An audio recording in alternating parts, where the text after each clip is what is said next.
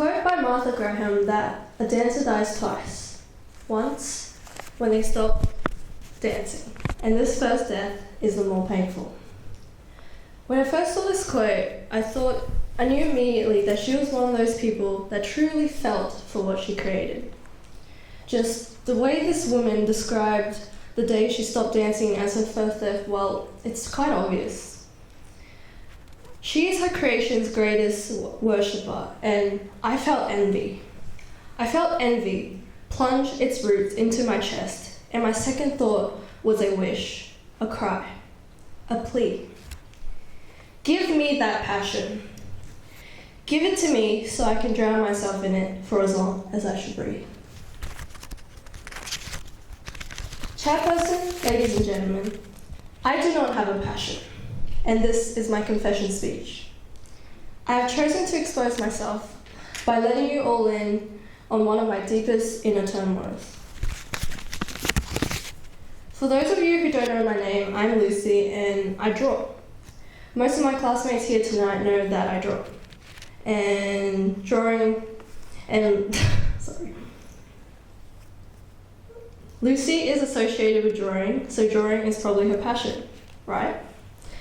But what most of them don't know is that a lot of the time I feel disconnected to it, and it doesn't make me feel as excited as I expect it to.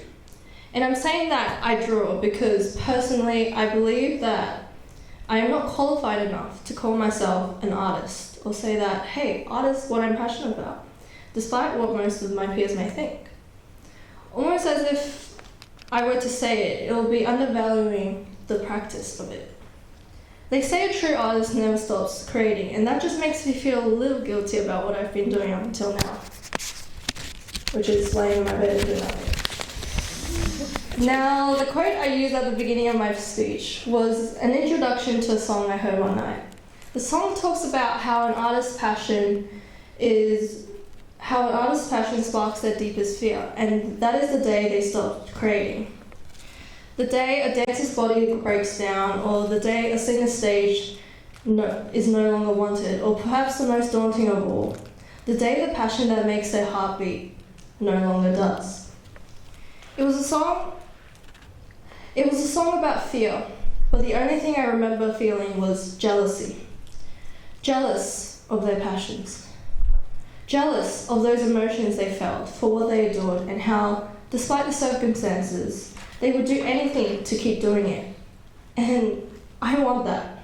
I wish I had that. I want a passion to call my own and have it define my entire being. I do not have a passion, and I feel a great deal about it. I feel so frustrated that I have nothing I feel so greatly to call a passion. I can wonder all day about how surely the manufacturing process that led to the existence of me must have gone totally wrong, or how perhaps I'm just simply doomed for a really boring life. But at the same time, I'm 16, and despite how I feel, I know I've got a lot of time, probably. And because of that, let's just say I've postponed finding my passion at the moment. Because sleeping in bed is not very good.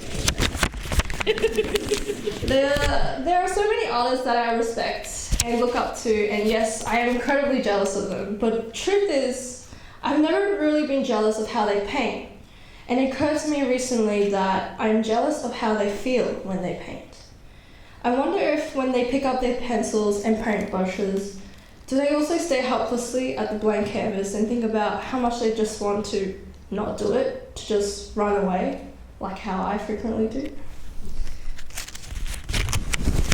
I guess what I'm trying to say is that I'm quite terrified.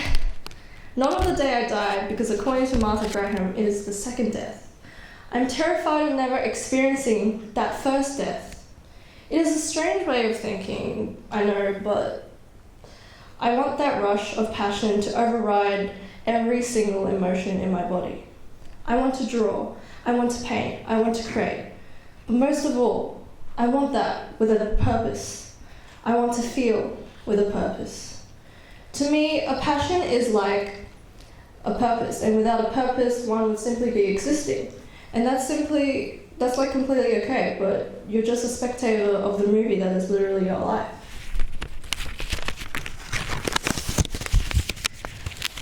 But the me who was terrified of experiencing that first death is now saying that she is daring to dream. To dream of countless futures and pathways where perhaps I would finally feel that exhilarating rush of passion overcome my entire being. Ladies and gentlemen, I am 16 years old, and as of September 9th, 2020, my name is Lucy. And I hope that in the future, if I ever choose to watch this confession speech over on YouTube, or if any of you choose to watch it again, I hope that I am feeling what I am creating, and that I and you can proudly say that I have a passion.